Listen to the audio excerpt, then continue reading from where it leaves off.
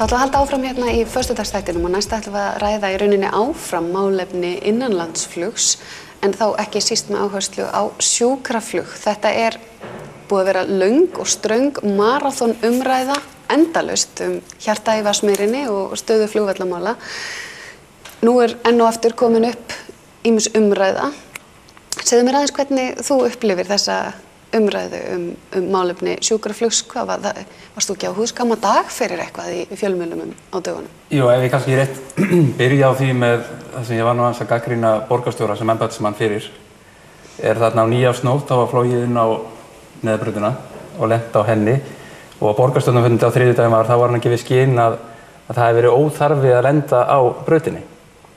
En náttúrulega það flugstjórinn og þeir sem starfa í fluginu við viðkomandi flug og flugstjórinn sem ber alltaf ábyrgðin á hvar lent og hvernig staðið að flugum öðru og þarna var sannarlega vindur og leiðindaveður eins og við náttúrulega erum búin að upplifa síðustu sólarhringa. Þótti það mjög sérstakt í umræðu í borgarstjórn Reykjavíkur að embættismaðurinn væri raunverulega að gagnrýna eða gefa í skyn að einhverju ákveðnu starfsstétt út í bæ hefði verið staðið eitthvað óeðlilega hlutum. Þannig að ég held að það hljóti allir að sjá að þegar menn eru í vondu veðrum og eru að fljúga hér og þar á landi, vetrarlagi á Íslandi í mikill ókyrrð og vindum og öllu því sem því fylgir, að það hlýtur að vera flugmanna og flugstjórans alltaf að meta aðstæður hvernig best að standa að fluginu, lendingunni og annað og gera þetta með sem öruggustu hætti. Þannig að þetta var það sem ég var fyrst og fremst að benda á. Þetta var svolítið skrítin sneið í umræðinni þarna í borgarstjórn sem ég fylgdist með á netinu og mér fannst þetta að vera svolítið svona rökþrota umræða sem þetta var komið út í. Þetta snýst í grunninn að það hefur verið löng umræða það hvort að Reykjavíkurflugvöllur eigi að verið að fara og svo hefur verið umræða það hvort að þurfi að hafa bæði hvað norður og suður. Já, sko í dag eins og völlurinn í dag þá eru 3 flugbrautir og það er 6 endar sem getur flogið inn á og við teljum sem störfum í fluginu og í kringum þetta að það sé full þörf á að hafa allar þessar 3 brautir til að völlurinn getur notast sem best og mest og sé opinn sem mest yfir allt árið. Það er svo ákveðin nýtingarstöðull fyrir flugvöllin og þannig að þetta gæti líka fulls öryggis og annað varðandi brautir og brautaskilyrði, bremsuskilyrði á brautum og annað og það er það sem við höfum verið að benda og höfum áhyggjur af og ég get alveg sagt svo ég komið með það innleikinn í umræðuna að nú er ég búinn að standa þó nokkuð áður en við stofnum hjarta í Vatnsmýrinni í þessu málum og að þá var ég sjálfur bara alltaf að tala 2 brautir. Norður, suður, austur, vestur. Ekki þessu svokölluðu neyðarbraut sem kallað í flugmálahandbókinni sem sagt það megi bara nota hann fyrst og fremst fyrir neyðartilvika, þess vegna verður þetta nafn til neyðarbraut, neyðartilvik. En svo þegar maður fer að skoða þessa hluti vel og fór mig grundigt í þetta að þá fer maður að sjá hversu þörfin raunverulega mikil á þessari braut. En þetta sem sagt snýst þetta aðalega að Reykjavíkurborg vill fá land til að... Já, undir byggingar. Undir byggingar. Snýst fyrst og fremst það, já. Snýst þess að peninga? Í sjálfu sér og þetta náttúrulega það sem við vorum að tala í hjartanu fyrir þegar vorum undirskriftasöfnun framhaldið henni og vorum að tala þetta með verktakana og þessa hagsmuni og allt þetta. Það síðan bara komið upp í framhaldinu. En svo náttúrulega sjálfsákvörðunar rétt hver sveitafélags fyrir sig að taka ákvörðunir út frá sér eða hvort að höfuðborgin hafi öðrum skyldum að gegna sem kannski önnur umræða. En þú ert að vinna í sjúkrafluginu. Hvernig horfir þessi umræða við þér? Ég var í þessu flugi þarna þegar við lentum á neyðarbrautinu. Það var reynda daginn fyrir gamlársdag. Þá var nú rysjótt veður og ekki gott, sagði flugstjóri að lenda neitt með annarri braut en við höfðum þessa og það tókst. Það var mjög gott. Mér þykir í raun og veru Reykjavíkurflugvöllur bara mjög ágætur eins og hann og heldur illa við allar vangaveltur að breyta honum mikið. Það er gott að hafa flugvöll svona nálægt sjúkrahús sem við flytjum marga á. Getur þú útskýrt fyrir mér aðeins sjúkraflugið almennt? Hversu mikið er sjúkraflug? Er það misjafnt í eðli sínu? Hvað skiptir mestu máli? Er sjúkraflug stundum þjónustuflug og stundum neyðarflug eða hvernig? Já, það er við fórum tæplega 600 ferðir á síðasta ári og af því líklega á að giska 100 til 200 flug sem eru kölluð forgangur 1. Þá eitthvað mikilvægt að sambærilegt því að sjúkrabíll myndi fara á bláu ljósi með lækni um borð. Og þetta eru nokkuð oft hjartatilfelli eða meiri háttar slys, meðgöngu, flug og svo eitt og annað. Þetta raunverulegt? Því að nú alltaf hefur svolítið verið mikið verið að ræða þessa umræðu og hún svo flókin og mikil að það náttúrulega ekki hægt að komast yfir hana hérna með nokkrum skýrum hætti. En eitt af því sem hefur verið rætt hreinlega að þetta séu mannslíf í húfi og það skiptir máli að vera nálægt sjúkrahúsi með það að gera.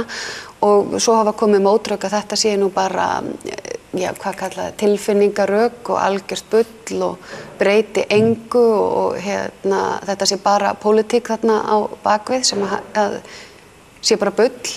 Já, í svona fjórðungi tilfella því sem við fljúum með þá myndum að vera afskaplega fegin að þurfa ekki að bæta við ferðalagi frá Keflavík til Reykjavíkur við þann flutning. Og það raunveruleg líf í hættu ef það væri? Það samkomulagsatriði en það alltaf einhver hætta. Hversu raunveruleg hún? Það svolítið erfitt að álykta það því það ekki til fastar mælistikur en sumt þarf að komast fljótt í hendur þeirra spítalamanna. Þá ég sérstaklega við hjartaáfall og þess vegna sem betra að draga ekki von úr viti að gera eitthvað við og þegar ég segi eitthvað þá ég kannski að hugsa hjartaþræðingar og því líkt og eitt og annað fleira sem á erindin á gjörgæslu og það vissulega mjög raunverulegur háski ef að maður þarf að draga það eitthvað á langinn. Hvernig þið slærað þá umræðina því að þú ert náttúrulega í þessu sjúkraflugi og þá náttúrulega væntanlega verður og hefur verið vitni af því að taka þátt í þessu. Hvernig lætur það þér líða að hlusta á pólitísku umræðuna þessi mál? Hún hefur nú einhverju leyti farið fram hjá mér og ég, eins og maður segir, ég bara vinn þarna og sinni því sem að ég þarf að gera alveg óháð pólitískur umræðu. Þannig að hún stundum á leitin en ég ekki með hana á hreinu eða mikið að velta fyrir mér hvað hverjum finnst á hverju stundu. Nákvæmlega, og kannski eðlilega. En þú ert að því? Já, ég maður náttúrulega búinn að starfa við flugi sem flugumferðarstjóri á Akureyri ég verið 25 ára sem maðurinn sagði. 25 ára og þetta náttúrulega hlutur sem maður bara séð líka hvernig við þróast með árunum. Hvað þetta verið aukist mikið og svo náttúrulega ég náttúrulega bæjarfulltrúi og er pólitískur og með bara minna metna líka fyrir þessu svæði og landsbyggðinni sem slíkri. Ég held að þetta sé bara mikið inngrip inn í lífsgæði fólks á landsbyggðinni en maður ætla að draga þetta úr þessari gríðarlega miklu þjónustu. Síðan getum við talað öllum bara fyrir atvinnulíf og allt hitt sko. En fyrir mér hefur þetta alltaf verið. Kona mín var nú deildarstjóri á barnadeildinni lengi á sjúkrahúsinu og maður þekkti þessa fyrirbura líka. Það nú hluti af þessum sjúkraflugi eru fyrirburaflugin.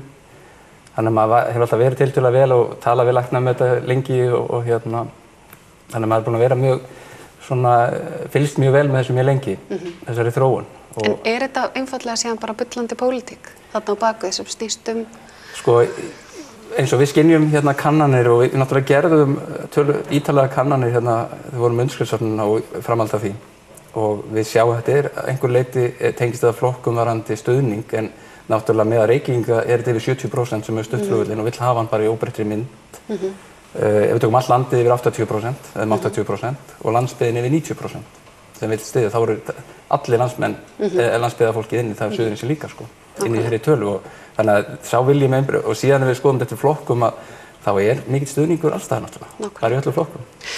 Nú tíminn að hlaupa frá okkur, eitthvað eitt sem þú vildir nefna því að þegar við hittust eitthvað tíðan á spjalla og sagðirðu, mér bara svo mikill misskilningur og rangtúlkun einhvern veginn aftur 2 árum síðar. Já, það sem var kannski maður hélt kannski fyrir 2 árum, það var gríðarlega mikil umræða í samfélaginu, sjúkraflutninga og hvernig þetta væri allt uppbyggt og hvað við hefum efni á en nú sér maður bara að það gerst undanfarið og undan vikum og þá kemur bara gamla góða vanþekkingin upp. Nú eins og sé hefur endur upplifað það sem var kannski umræða fyrir undirskriftasöfnun, sömu kommentin var að koma, komment sem að standa að því að það hér bara sé að byggja upp, það sé að sinna bara öllu í heimabyggð, öllum sjúkrahúsum bara vítt og breytt og hér á Akureyri getum við sinnt öllum málum. Það eru 3-4 heila og taugaskurðlækningar landinu sem að sjá höfu áverka og ákveðin tilvik í ákveðnum greinum. Við erum samfélag á 330.000 og það ótrúlega hversu öfluga heilbrigðisþjónustu við erum en við getum alla reiknað með að hún verði bara út all land jafn góð og í Reykjavík eða erlendis. Við erum að reyna að konstatera og taka erfiðustu tilvikin innan Landspítalann og ég sé ekki fyrir mér að það breytist næstu áratugina. Það er eitthvað mikið að gerast í læknavísindum og bara mannskap okkar og halda fólki í þjálfun og læknunum og til þess að það muni gerast. Þannig að þess vegna vill maður taka þennan slag alla leið og nú þetta bara komið að nú verður aftur auglýst deiluskipulagið fyrir Vatnsmýrina. Núna það var það sem samþykkt núna í borgarstjórn að endur auglýsa á fundinum á þriðjudaginn. Þannig að þetta verður þá ferillinn í vorið umræða þessi mál. Við erum að fara aftur í gegnum ferillinn sem var þá. Ég vona núna að heilbrigðiskerfið komi meira inn í þá umræðu sem var ekki þá og Samgöngustofa gerir mikla athugasemdir við sinni skýrslu áhættumatið á Reykjavíkurflugvelli í sumar. Þannig ég vona við fáum ennþá betri og greina betri umræðu þetta mál þannig að meiri þekkingum. Mér fannst verulega skorta á þekkingu á málefninu í borgarstjórn á þriðjudaginn. 500 síður í málskjölum og blaðsíðum efnið, gríðarlega, en hafa grunnt á því fannst mér. Takk fyrir komuna, herramenn, og gangi ykkur ákaflega vel í ykkar lífi og starfi. Takk. Og við höldum áfram í föstudagsþættinum eftir augnablik.